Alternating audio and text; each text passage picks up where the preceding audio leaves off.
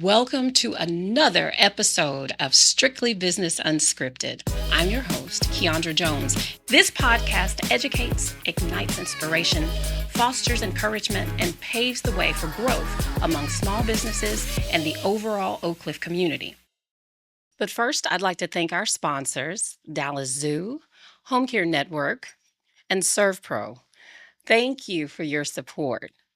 Now, let's get into today's episode, which is titled Community Building and Design. We're here with Jason Roberts, who is a restaurant owner / manager, urban designer, and former US Congressional nominee.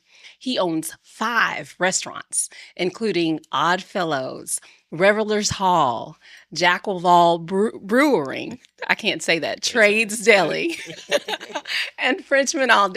He also founded the urban design nonprofit Better Block, which helps introduce walkable and bikeable infrastructure into cities while promoting small businesses and building stronger community engagement. Jason has received a Champions of Change Award from the US White House and has been ranked one of the top 100 urbanists in the world. Now, let's welcome my friend, Jason Roberts. Thank you for being here. Yeah, thanks for having me. Okay, so we're going to get to know you. All right. All the things about Jason. So, all right. It's going to be like therapy? Well, maybe. Maybe. We can Okay. pull out, Good. pull out the couch. I might need it. Okay, good. You might need to be my therapist. So tell me, outside of all that I've just read, who is Jason Roberts? Oh, man. I feel like just a neighborhood guy. I grew up honestly in Garland, Texas, which is not terribly dissimilar from Oak Cliff, I think, in kind of the blue collar, just my family kind of moved there when I was 5, 6 years old, and yeah, was really passionate about, I don't know, cities. I started studying like I remember going to New Orleans when I was in the 7th grade and just being like, what is this magical town? If you've ever been, it's just, these cobblestone streets and these, gas lamps and these, this mix of this, like, you've got, Catholicism mixed with voodoo. It's kind of like these different like worlds that just like kids playing trumpet in the streets kind of thing and all, and just being fascinated by cities. And moved here, gosh, 24 years ago now. My wife at the time, her grandfather had lived here since the 1940s, and so kind of came here and got excited about the possibilities. But yeah, really at the core, I'm just kind of a neighborhood guy that likes to try to make things happen. So you've done so many things, and I've known you for a long time. But when you went to New Orleans, Mhm. what was it about that caused the passion, and Yeah. what specifically is the passion? Yeah. Well, if I was going to use one word to describe kind of, it was just New Orleans was alive. And I had never been to a place where it just felt there was just life just Mm. oozing out of every place. Mhm. Um, and I, I don't know, I'm trying to figure out what got me like, my father, he's a big reader. He read books, and he was the one that kind of told me what I liked, because I didn't really know what it was. First of all, I was a horrible student. I did horrible in high school, horrible in college. I can I, relate. I was presuming that I was going to go nowhere in life, I mean, honestly, there was one of those, I was like, man, I'll be lucky to be managing a Jiffy Lube one day. And nothing wrong with Right. managing a Jiffy Lube. But that was, I thought, just because of my academics and all. And my father was very academic and all, and he did very well. And my mom did in that world. Um, so, but he read enough where he was just like, I think you'll really like cities and city planning, and gave me a book on city planning, and read that, and it's like, oh, what is city planning? And I kind of got involved with that world and all. I mean, I was lucky too. I grew up in my formative years were in the late 80s, early 90s, mid 90s, and we all know the music was better. Absolutely. Everything was better. Yes. That's when the clothes style was better. That's kidding. Amen.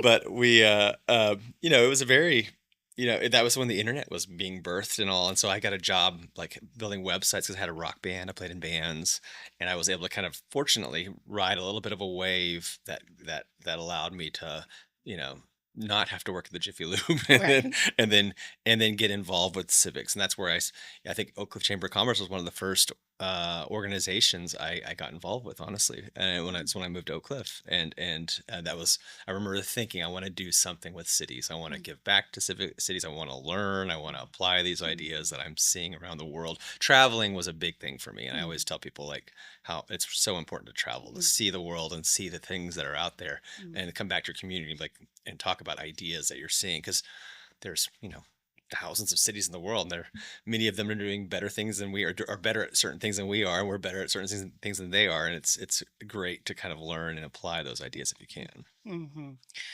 Okay, so I've got so many questions now. First of all, I didn't know you played in a band. Yeah, So, yes. so we're gonna go that way, and then we'll come back the other way here in a second. So, you played in bands Uh, or a band, and what was your role? What did you do? I was a songwriter, played guitar, played keyboard.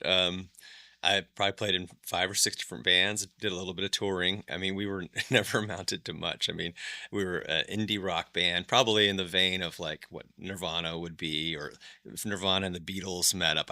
I'm big into like old 60s music, honestly. I'm in actually all genres, but I love everything from, the 60s era of Motown to that Beatles to Stax Records to, all that stuff. That's kind of where I really, I love that songwriting era. So I started writing pretty early on. I Hmm. came from a musical family, Hmm. and it's not even one of those things that I don't know, people come to from musical families. It's just the kind of families that my parents grew up kind of in the Pentecostal churches, which is, they're holy rollers singing, they're just, and and one thing, they're not allowed to do a lot of things. There's a lot of restrictions with that, but the one thing they could do is sing, and Hmm. it's very emotive, right? Hmm. And so I kind of grew up with it presumption I was going to play an instrument, because that's just what our whole family did. Hmm. Um, yeah, and that I will say that taught me how to organize, Hmm. gather a bunch of group of guys that were like corralling cats and just trying to, like, writing songs, get them to practice, market, make your own posters, make no money, get in a van with a bunch of stinky dudes and just drive across the country, and try to, play for about 5 people in some random bar, and in Chicago or something. And uh, but it's a great time, and I talk about it. I tell everybody, if you could, in your 20s, when you're, you're poor, and you're supposed to be, that's what I tell my kids all the time. Oops, watchful. I'm like, they're like, there's a time in your life where you need to eat beans and rice and just kind of just take on experiences, as That's right. many as possible, That's right. and get out there and meet people. Hmm. And then you'll find, I have this kind of belief that if, social capital can turn into real capital, That's right. because it's really important to get to know as many people as you can get involved. And as you know, with time, your friends, you kind of grow with them, and they Mhm. become managers at companies and decision makers, and then you help them at one point in time, and they're like, they need a website, or they need some kind of business support or something, and like, I've got this friend, I know Mhm. Keandra, I know Jason, who did this thing Yeah. back in the day. So those things pay dividends Yeah. later on down in life, so it's really important. But yeah, my music beginnings, I attribute to a lot of how I was able to organize in the future. That is amazing. Yeah. So, do you still, because I can tell that you're passionate about Oh, music. yeah. Yeah. Do you still Yeah, play? I do still play. It's funny, we just did a ukulele jam. Or I love, what I like about music is really just gathering people and sing along, just Yeah. people singing together and all. Hmm. And Revelers Hall, we get to kind of dabble in that quite a bit. Yeah. Our little jazz bar, because it's New Orleans Yes. inspired. Yes. Second line bands, at the end of it, we're singing like Glory, Glory. We're Yes. singing, Bourbon Street Blues, which it's just, there's some classics that even if people don't know the name, once you hear the song, like, oh, I know that song Yeah. and all, and Yeah. just hearing the whole crowd sing along, I Hmm. love that stuff. Getting people into the street and kind of Hmm. marching and walking, and just I love all that stuff. So yeah. So, Revelers Hall is such a unique asset to the Bishop Arts family. I love it. I'm over there more than I should be. Oh yeah, you helped put my daughter through college. It's great. I absolutely love Revelers Hall. So I have to go back to the music thing because I'm a karaokeer. Do Oh, you okay. do you Yeah, karaoke. Yeah, are you a I'm a fan. karaoke? I'm a fan. Yeah, absolutely. Yeah, Okay. yeah. Okay. Well, maybe I'll see you out Yeah, sometime. totally. I mean, I'm not enough to say I'm a good karaokeer, but I am a karaokeer. Well, Yes, it's about the entertainment it when is it about the comes to karaoke. It's absolutely. not about the quality. All Yeah. right. Well, I put on a show. Good. That's what's important. Now, I'm not saying it's a good show When we put you on the stage soon, though, so just let me know. because Top billing at Revelers Hall. yeah, well, if people want to see ridiculousness, Okay. then there you go. All right. So let's talk about for a minute city planning. Okay. Can you tell? I mean, we would think a city planner plans the city, but let's drill down a little bit. What does that really consist of? Yeah. Well, I will say when I started getting involved with the work, I didn't even know what that was. I just knew there were places. I remember there were places I liked in the world, and I was like, why did this form? How do they have this? Like, you go to, like, using New Orleans as an example, and like, why they've got this little cafe over here, and they're serving beignets, and or I'd go to Paris and just have this this experience where there'd just be this baker and this small butcher and then these beautiful pathways and walkable streets, great sidewalks, great bike paths, and Mhm. I was I didn't even know at the time that was city planning, that this was kind of a planned idea or concept. Mhm. Um, but I remember coming back to Oak Cliff. The time when I moved here, it was 24 years ago. My kids weren't born yet. I was my son was going to be born in about 4 months after we moved. Mhm. Um, but I started looking at kind of, it's interesting to see Oak Cliff now, and you remember because you've been here a Yeah. while, and I've been here a while. It was a far different conversation we were having Yes. 24 years, and it's interesting. The conversation we're having now is dramatically different than we were having 24 years ago. Yeah. I mean, we were literally back then, even 17 years ago, when Mhm. you were started with the chamber, and I remember that was early times for me too. Mhm. Just like, how do we get people to move here? Yes. How do we get businesses here? Yes. Something beyond, we wanted like people wanted a Chipotle, or something like that, back then. Right. Trying to remember Starbucks, trying to get how do we get a Starbucks here? Right. Remember that question? I remember. Back in the day, and I started doing the streetcar work. Was one of my early projects. But it was I would do these group history bike rides Mhm. just to, we would just follow the trail of Harvey Oswald or something random like that.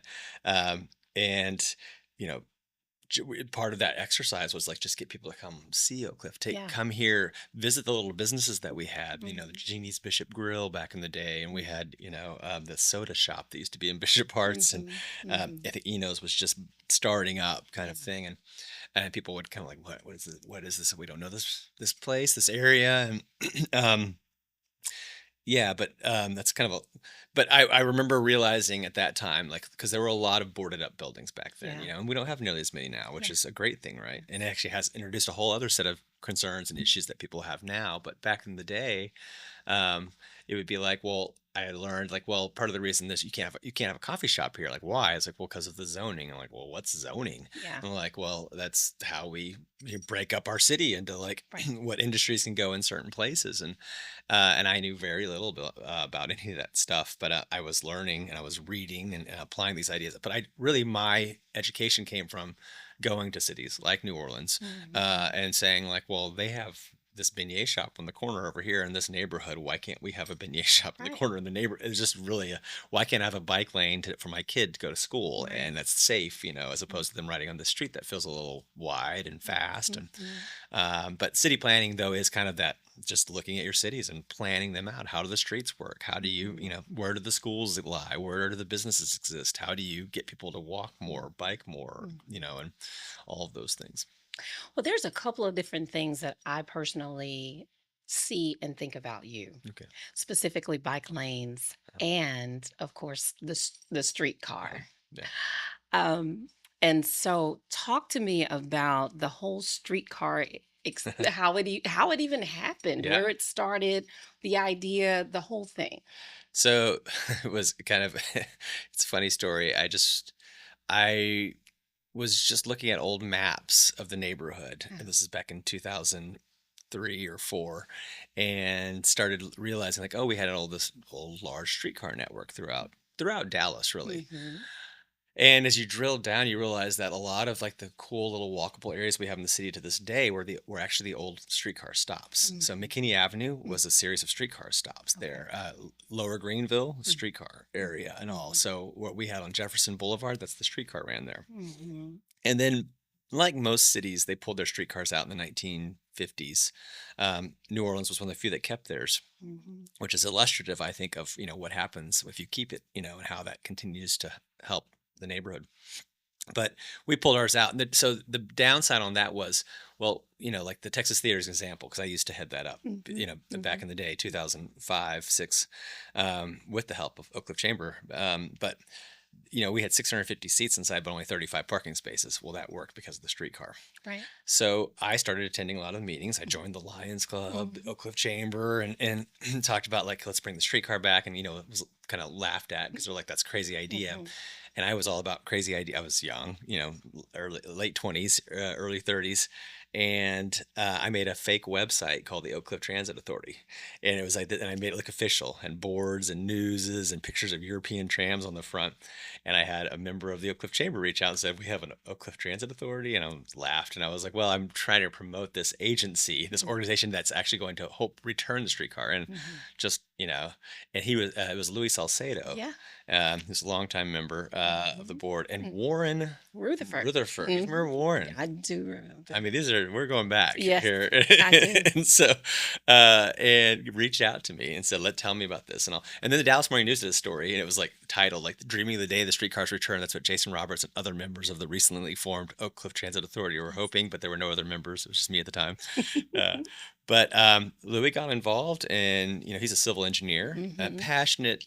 If there's two people in this that should get rewards in perpetuity and go to, and it would be just the first ones into heaven. It's Luis Salcedo and Sylvia Camarillo, who are just the kindest, quietest, just under the radar, but just always helping. He volunteered to help me with the project, and we started just assembling and meeting people and pitching the idea. People thought we were silly and crazy, and I thought it was probably nutty as well, and just started to study streetcar systems around the country. Met with people. I was told it was going to take 20 years to make a streetcar work, so it's going to be a far-fetched idea, but it's worth it. And we just happened to create a feasibility study that Louis pro bono did. So he, and then again, we're talking about the conversations of Oak Cliff at the time. This is 2005 to 2008 when I'm doing it, and we're just trying to get businesses, things happening here. Like how do we make things movement? Opposite conversation now. So, well, I mean, we started trying to get those things, but in it, maybe it's just gone so gangbusters that people are like, oh my gosh. But Louis really, we found a grant called the Tiger Grant that had just came out. It was 2008. This was Obama had just gotten elected, and the economy had crashed. They were trying to get people to go back to work. And so this grant came out. We said, hey, we want to apply for this grant to bring the streetcar back. We asked the city of Dallas, can we apply? And they laughed at us and said, okay, Oak Cliff Transit Authority, apply for all the grants you want. And, we had 0.3% chance of getting any money whatsoever, and we won millions of dollars. Yes. And we brought the streetcar back. I remember. And did it in 5 years, not 20 years.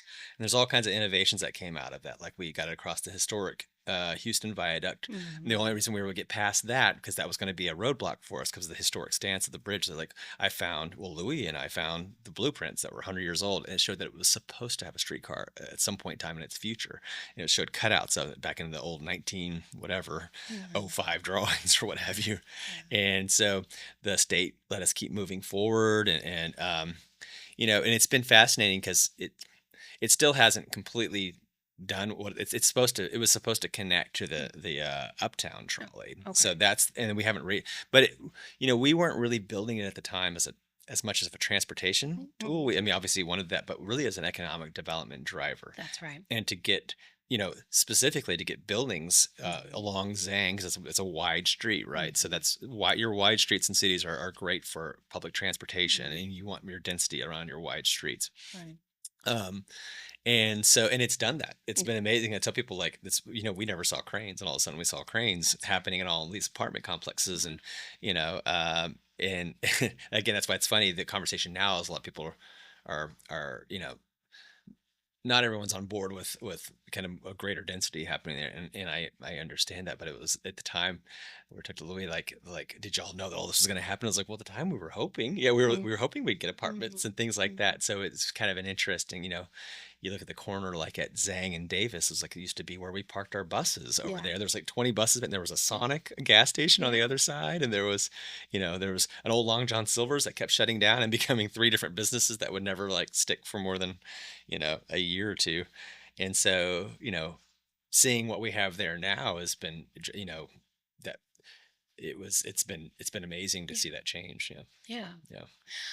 So, a couple of things. Number one, as you were saying what you were saying about Louis and Sylvia, and I most certainly remember all of that. It doesn't seem like it was that long ago, but it really was.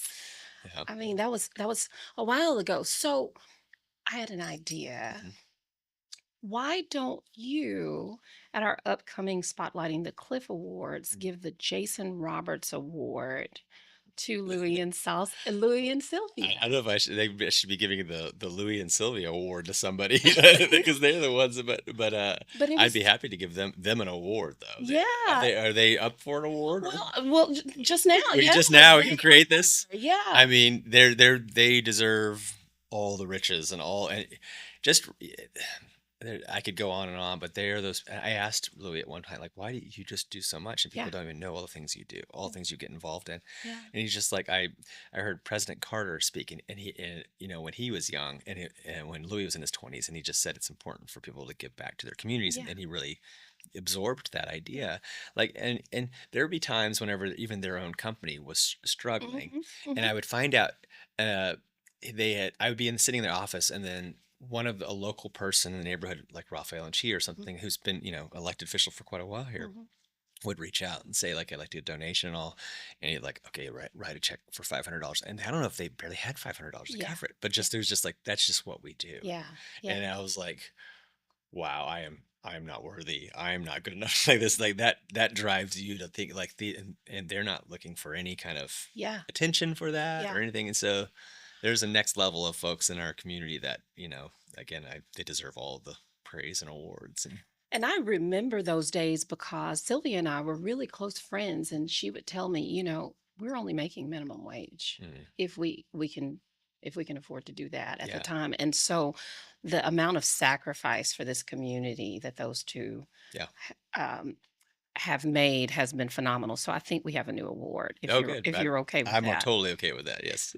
But I think that while we love all of the things that they've done for our community, they wouldn't be have been able to do that particular thing without your vision. And Yeah. so, would you tell folks that are watching, where do you get where do you get off having all of this Oh. self-esteem and this confidence to know that you can be the change that this community needs? How are you Yeah. going with that? That's interesting. I don't know if I've thought about that. I I will say I've taken on a lot of projects, right? And Mhm. and I'm not usually too concerned about failing. In fact, we're like, well, you're gonna go like when I ran for US Congress and I failed. I didn't pass, was probably a good thing for for the community. I don't know.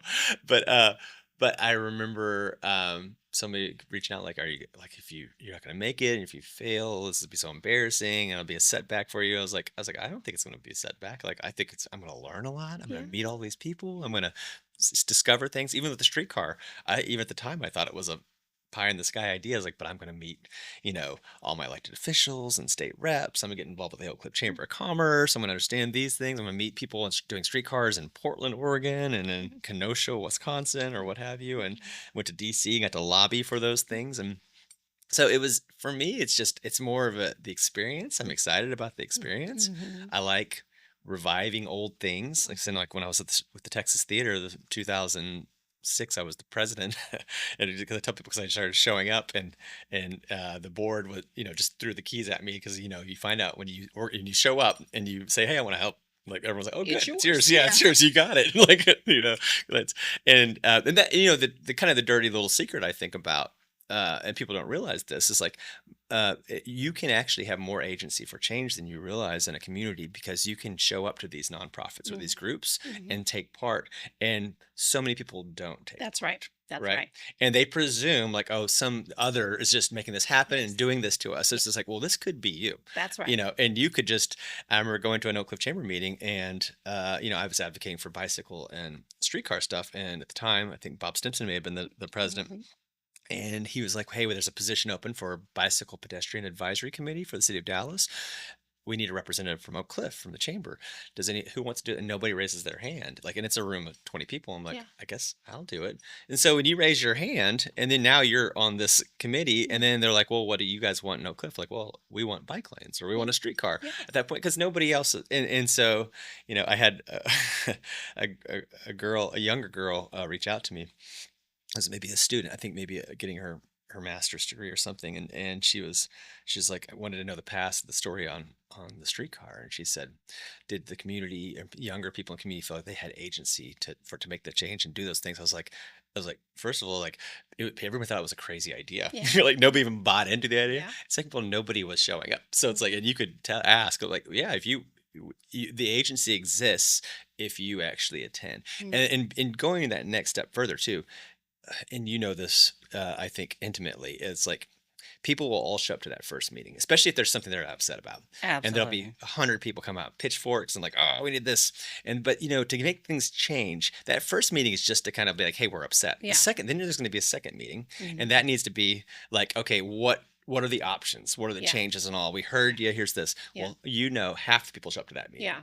But then there's a third meeting that's like, okay, so now we've drilled down to these three options. What are we going to vote on those Mhm. three? And there's half those people show up to that meeting. Then there's a fourth meeting that's like, okay, we've drilled down to these last one, Mhm. and no one. Now it's Yeah. three people at that Yeah, meeting, and then that's it's the right. fifth meeting. It's just three, and so people, and I understand people don't have a lot of time. They're busy. They're raising your kids. Some people have 2 or 3 jobs. But you and I didn't have a lot of time. I had That's 2 right. kids. I had Yeah. 2. I had 3 jobs. Yeah. We all did. Yeah. But there are choices you make. That's I right. could either not sit at home and watch that one, football game I wanted to watch and attend that meeting. That's like, and it's only an hour. But again, you just keep seeing people whittle down. And but Yeah. who does show up is the Louis and Sylvias of That's the world.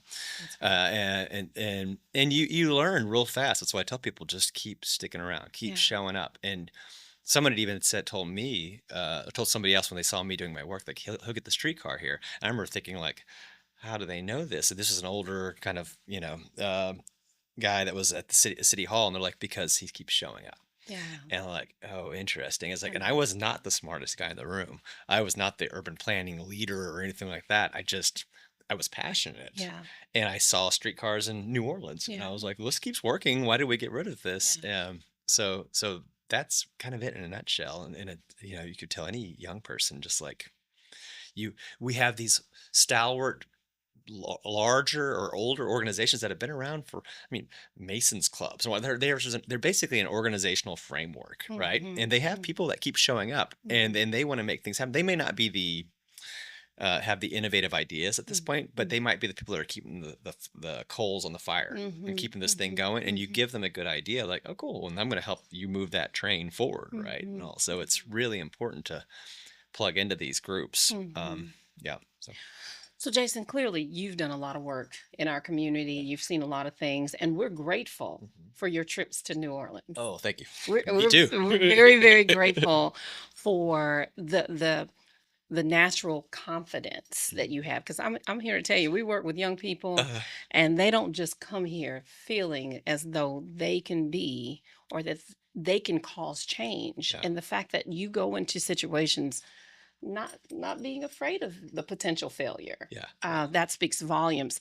So, of all of the things that you've done for our community, for us, what is the thing that you're the most proud of?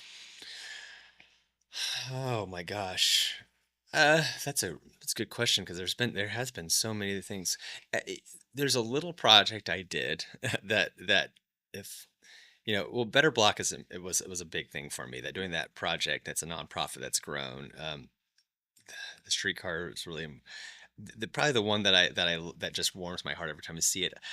Uh, I was doing this bicycle work, in Oak Cliff, started this bike friendly Oak Cliff group, and it was really just trying to get bike lanes. Like I was seeing around the world, and my kids were going to Rosemont Elementary, and they asked me to join PTA, and I didn't want to be involved with the bureaucracy of parents yelling at each other and all whatever. And so I said, I'll be involved, but I want to do my own program. I created a little program called I Bike Rosemont. And it was really just to get kids to ride their bikes to school, and made punch cards. And if you punch the card every day, the kids rode for 5 days. We'd go ride together to Bishop Arts, to Enos, and get root beer floats. And that project is still going. Really? And there's hundreds of kids now getting involved. The fire department kind of comes out, and you'll see just all these kids just riding down the street. And every time I see it, I was like, wow, that was just a really side project, because I didn't want to be involved with the extreme bureaucracy, and I just wanted to make things happen. And it's become kind of the seminal event for I think the Rosemont Dads Club took over the event, but it's become their big event every yearly. So it's kind of neat. And I talk to teachers still, and they're like, yeah, it's still going. Or I'll get introduced, like, he's the one that started I Bike Rosemont. It's one of those random little side projects I did that I love. I love that. When do they do that? Usually it's in April, but someone told me recently they've been doing now like a Friday, one of the Fridays each month now. They'll do it. I don't know if it's the last Friday of the month or first Friday of the month, but then they do the week-long ride in April, I know. Okay. Yeah. Okay. I may join them. It's so much fun. It's so heartening to see. I grew up in the 80s, and we all rode bikes in the 80s, and bicycling was freedom. You had your bicycle pack in the neighborhood, and you kind of run around, and we didn't wear helmets. Nobody even had those things. And we had bike wrecks at the school. We'd ride, and we'd jump off our bikes, and just run by themselves, and they'd like crash, and then we'd run into school or what have you. And I just noticed when I was taking my kids to school in the early aughts, just kids weren't riding bikes anymore. Yeah. And I couldn't understand, like, wow, this is what you did. What's going on? And so doing these little small events and things like that, it's now kind of built on itself. You see kids riding bikes again, or they weren't learning to ride till they're like 8 or 9, and we were learning at 4 or 5, just like early on. So it's like, why are kids waiting till 9 and 10 to ride a bicycle? This is so strange. So I'm grateful you did that. And as you're saying that, I remember just Christmases every year. We're looking forward to a new bike. Mhm. I mean, what is Christmas without a new bike? Yeah, right? No, that was, yeah. And I don't know that I've ever had a helmet. Yeah, I don't think we didn't as kids. I mean, we'd make ramps, we'd do all kinds of stuff, and got all kinds of trouble, and just like could totally hurt ourselves. But yeah, we're still here for some reason. Still here, and Yeah. I never had a broken bone or Yeah. any of those Yeah. things. And we, I mean, there's probably some psychological issues we're all dealing with. same here, I'm sure of it. But yeah, I mean, we're still here, so Yes. whatever. Well, and I'm gonna. This is confession time. Mhm. So as you're talking about this, I recently went to not Kid Springs. Where did I go? To some park, and rode a bike, and I had not ridden a bike in like 20 Oh, years. right. Okay, And I nice. wondered if I could still ride. So I have tested that recently. I can still ride, so Okay. I need opportunities to do Okay, that. perfect. Yeah. Nice. Well, thank you so much, Jason, for being here today Thank you for and having me. sharing all the good things which we've watched you over the years, and so I've admired you from afar. Well, likewise. Thank you. Well, thank you so much. So continue doing good in our community. We love it. Great. Thank God for all the things that you've done, the bike lanes especially, which I need to be using. Sure. I'm your host, Keandra Jones. And again, thank you for watching another episode of Strictly Business Unscripted. We'll see you next time.